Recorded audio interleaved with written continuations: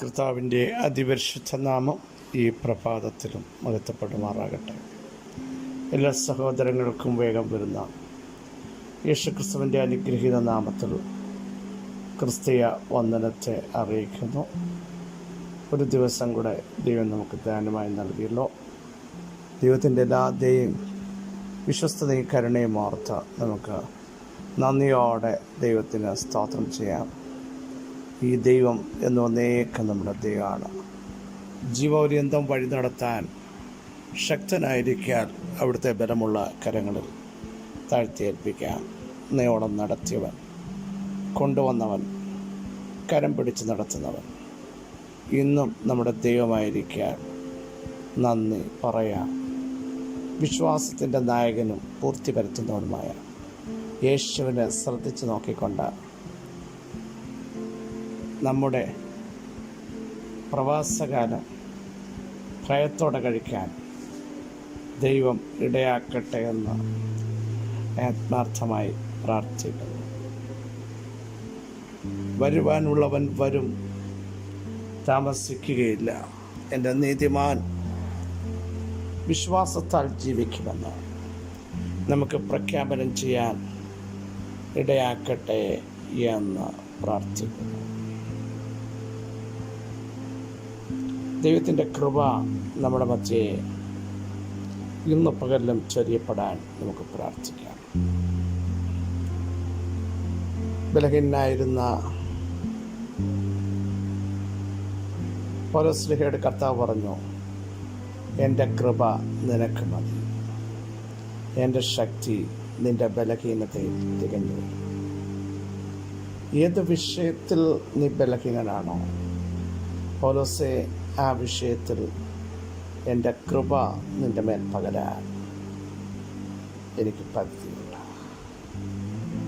ആ ശക്തി പൗലോസിൻ്റെ ബലഹീനതയിൽ തികഞ്ഞു വന്നപ്പോൾ പൗലോസ് പറയുന്ന ഒരു പ്രസ്താവന, എന്നെ ശക്തനാക്കുന്നവൻ മുഖാന്തരം ഞാൻ സകലത്തിലും മതിയാകുന്നു. ഇന്ന് പ്രഭാതത്തിലും നമുക്ക് ദൈവശക്തി ഒന്ന് ഏറ്റെടുക്കാം. നമ്മുടെ അകത്ത് വ്യാപരിക്കുന്ന ആത്മാവിൻ്റെ ശക്തി സകലത്തെയും ജയിക്കാനും മതിലുകൾ ചാടിക്കടക്കാനും ദൈവം ഒരുക്കി വെച്ച വാഗ്ദത്തങ്ങളിലേക്ക് പ്രവേശിക്കാൻ നമ്മളെ ഇടയാക്കും. വഴിയിൽ തളർന്നു പോകാതിരിക്കാൻ അവിടുത്തെ കരുത്ത് ഇന്ന് പകൽ കർത്താവ് നമുക്ക് പകരും എന്നുള്ളതിന് സംശയമില്ല.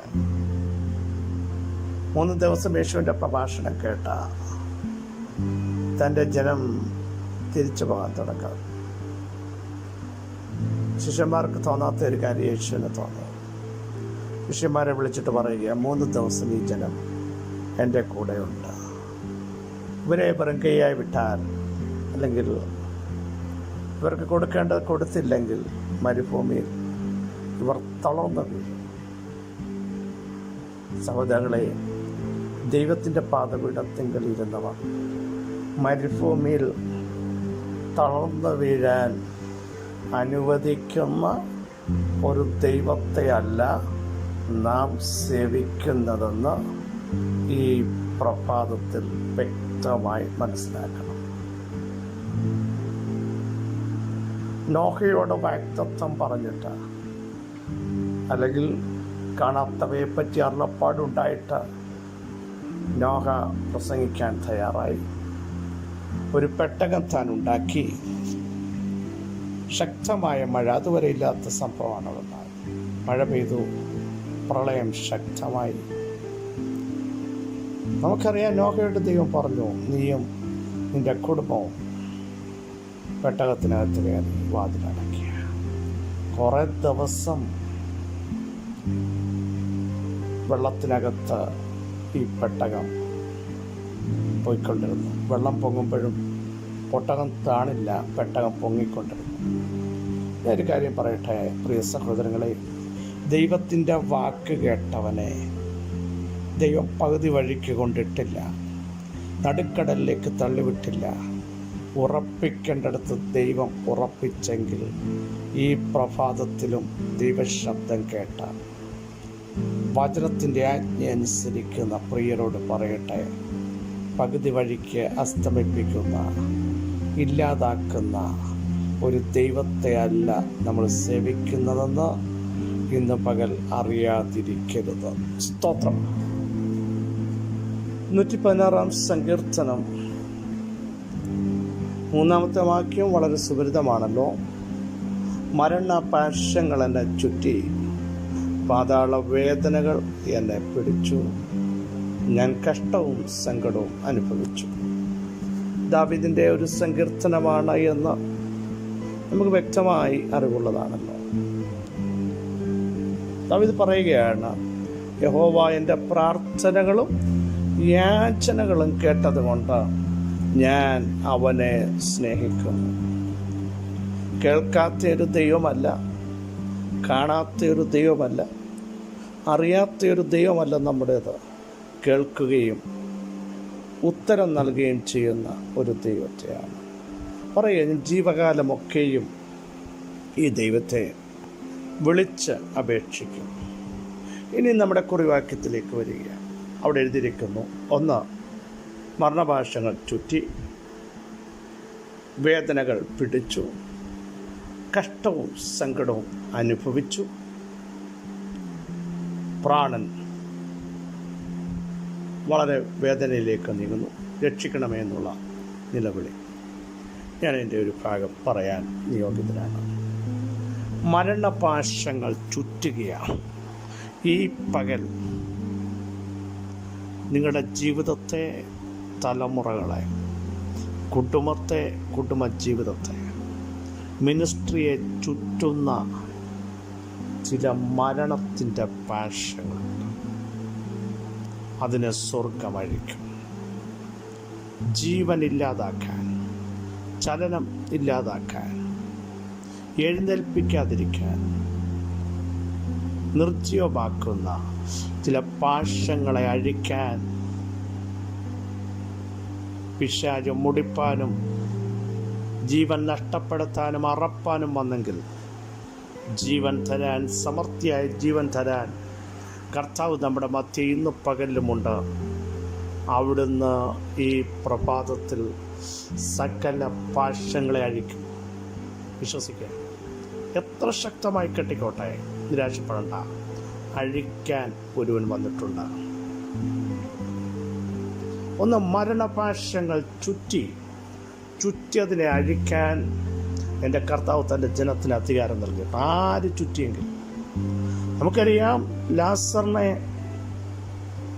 കൈയും കാലും റൂമാല് കൊണ്ട് കെട്ടി ചുറ്റിയിരിക്കുക പാശം.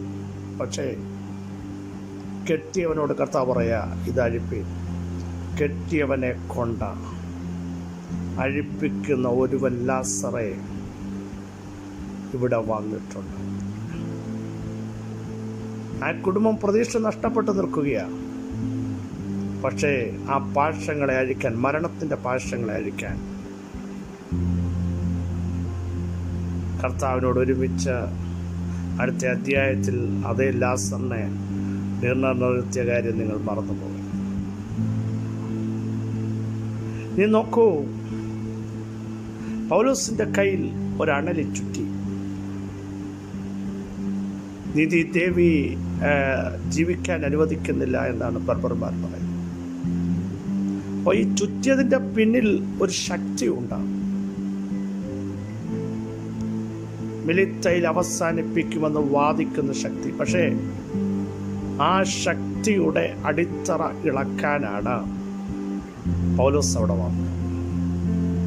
അതുവരെ പലതിനെയും ചുറ്റി തകർത്തതിനെ ഇന്ന് പകൽ തീക്കകത്ത് കുടഞ്ഞു കളഞ്ഞ അതിനെന്തു വരുത്താനാണ് അഭിഷേകമുള്ളവൻ അവിടെ വന്നത്.